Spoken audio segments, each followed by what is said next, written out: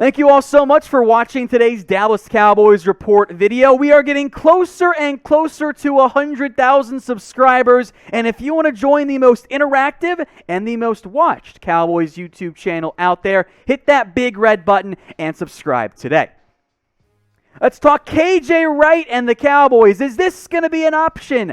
I'm still going to give this 2 stars. I think it is possible.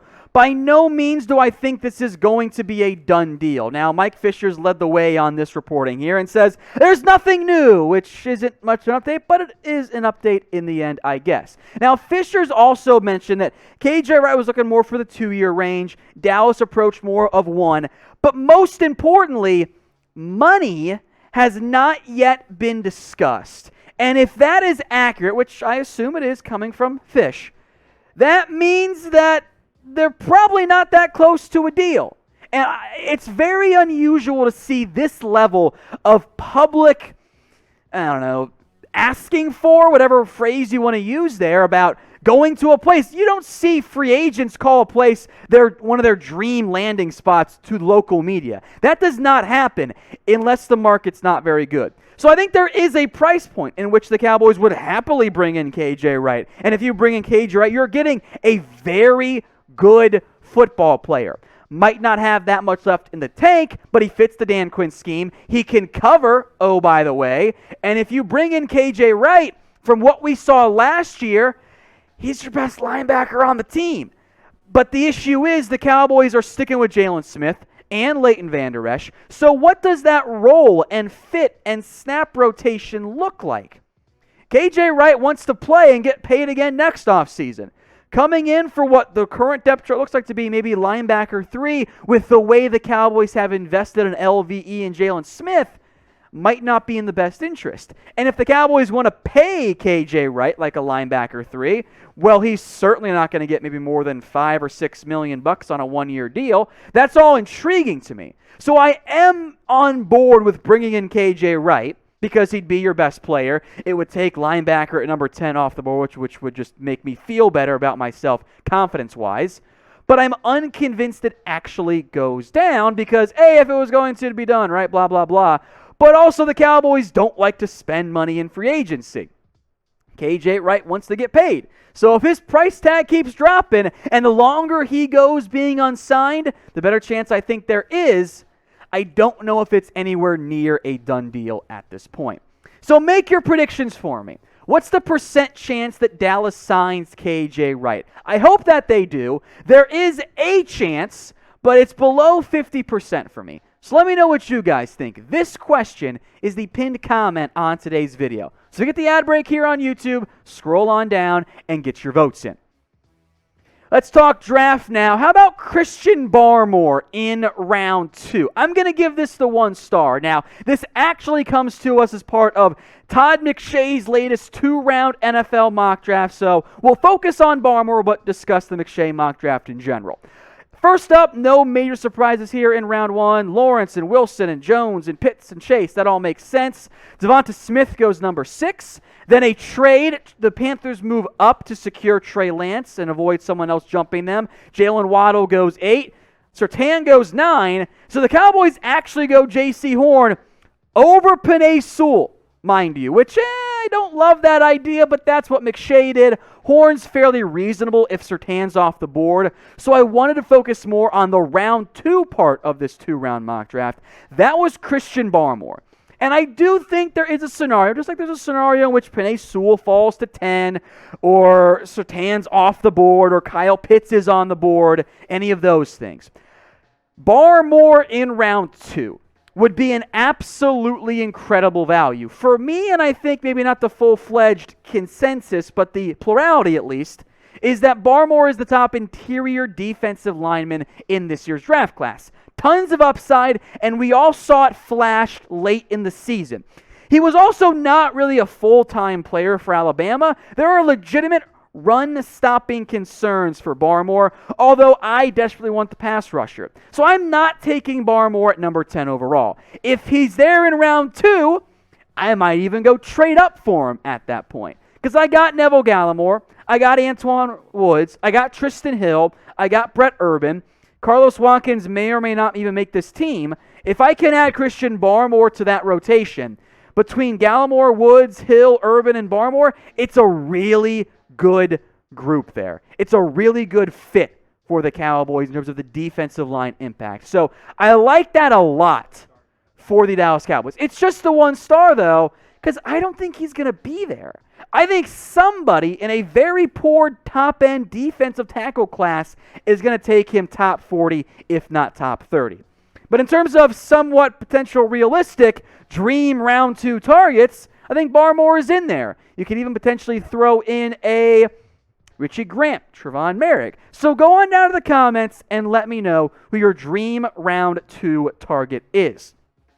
While you're down there in the comments, click the link that you'll see both in the comments and the description to download the Newsbreak app, chatsports.com/CowboysNB. You can get some of the Dallas Cowboys Report videos on the Newsbreak app. Here's how you can download it. Very simple process. Head over to chatsports.com/CowboysNB. It's going to take you right into the to download it. And then search the Cowboys Report and follow the Cowboys Report, because that helps us. They're helping us out. Newsbreak is. Can you help us, though? Can we get a little bit more downloads? Because the Raiders Report might actually end up beating us, and that's no fun whatsoever.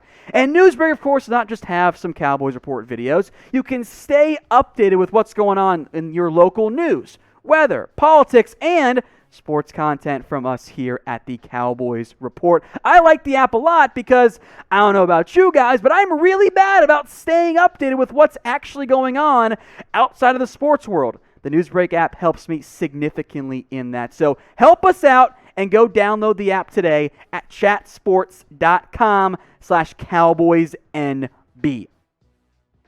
Now, the Dallas Morning News has floated the idea of the Cowboys moving back up into the first round and trying to add some more defensive pieces. And I like the process behind this and the player suggested, so I wanted to go through each of the 3 guys that John Owning threw out there. Number 1 was safety Richie Grant. Then there was Jaelan Phillips, the edge rusher from Miami. And then cornerback Greg Newsome out of Northwestern. So I wanted to break down each of these 3 guys, and I think they're 3 good trade-up targets if that's the route the Cowboys want to go. Let's begin with Grant, who I know many of you actually have as the best safety in this year's class over Trevon Merrick, and they're both great. I'm not going to argue which one way or the other in the end. He can be the free safety that this Dallas Cowboys team has poorly and stupidly neglected over several years now at the free safety spot. Now, he's played both for Central Florida. I love his instincts, though. Plays fast. He's got great ball skills. Everyone take a drink. 3 interceptions, 5 pass breakups in just 9 games. Now, he's an older prospect. Yeah, LB KJ is on this team as well. But if you draft Richie Grant, even if he's not starting week 1 for you, he probably will by the end of the year, and he takes care of your safety position from the free safety single high role at least for at least the next couple of years. The most interesting name on this list, at least for me, was one Jaelan Phillips. Now, I got 0 doubts about Phillips' talent and athletic ability, and I don't think many people do, because this was a former top recruit at UCLA. He was awesome. Where Phillips goes is going to be determined by the medical side of things. This was a player who was not medically cleared to return to UCLA. Miami did, but I think there will be NFL teams that have Jaelan Phillips off of their draft boards altogether. But in terms of pure talent among the edge rushers this year, he's the number 1 guy. And if it wasn't for the medical side of it, we might be talking about Jaelan Phillips as a potential option at number 10 overall, maybe even over a Patrick Surtain. He's an awesome football player. It's a matter of where things sit, though, with the medical and if NFL teams are cool with him having such a love of music, which I am. NFL teams are weird, though, right? So if he starts to slide back end of round 1, if there are some other edges off the board, I agree with John Owning. It makes a lot of sense to explore him as a trade up. Now, Greg Newsome here is probably we did not take a cornerback at number 10 overall.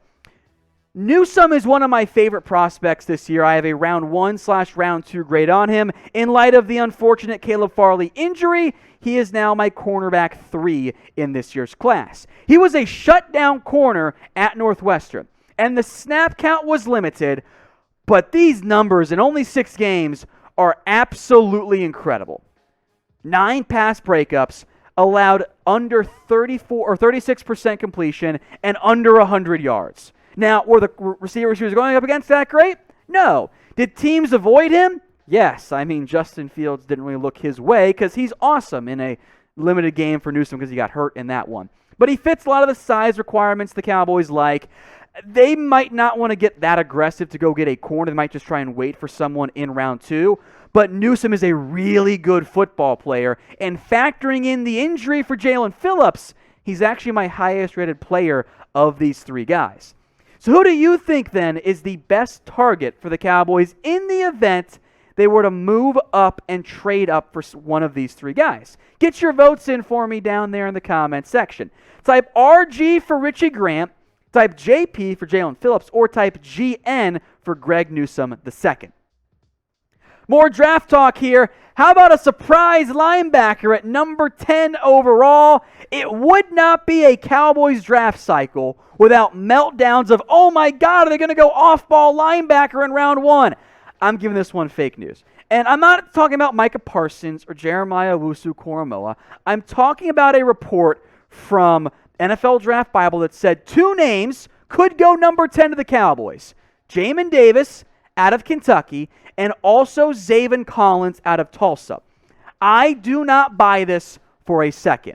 Now, I like the players. I do. Jamin Davis is a hot riser right now. I got him as my number 3 linebacker. I'm not done by any means on that position yet. Great athlete. 1 year of actually really truly playing football, though, in terms of at the Power 5 level.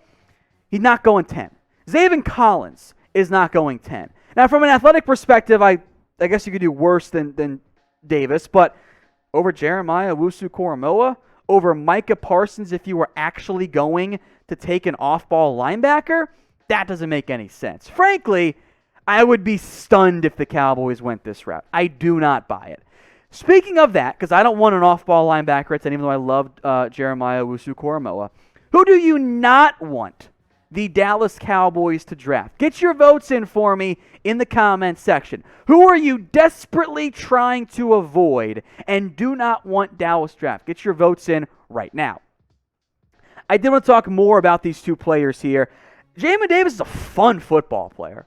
He hasn't played that much, but he was all over the field for Kentucky. He still needs a lot of work in terms of the coverage aspect. He was basically asked us to do hook zones and drop zones, and those aren't what you want out of your linebackers if they're going top 10. But he's a fun football player. Zaven Collins, the splash plays are there. The 4 interceptions, make no mistake about it. The problem is I don't know what to do with him. I don't know if he's an off-ball Sam, if you're going to let him be a middle linebacker who blitzes in a 3-4 scheme. I don't know where to play him. I like him. In the right scheme, he's a fit. But top 10 for either of those guys? No. And even though I'm a big Jeremiah Owusu-Koramoah fan, I think he'd be a great weak side linebacker for the Cowboys in the Deion Jones mold, I'm not taking any of these guys in the top 10. Because that's an off-ball linebacker. How on earth can I justify having paid Keanu to kind of play a linebacker safety hybrid role, having kept Jalen Smith on my roster, and have Leighton Vander Esch on my team, having spent premium draft capital on a linebacker, and spent another one at the top 10? If you trade down, different conversation. You take one on day 2, I'm actually very much on board with that process. Top 10 pick on an off-ball linebacker, I say no.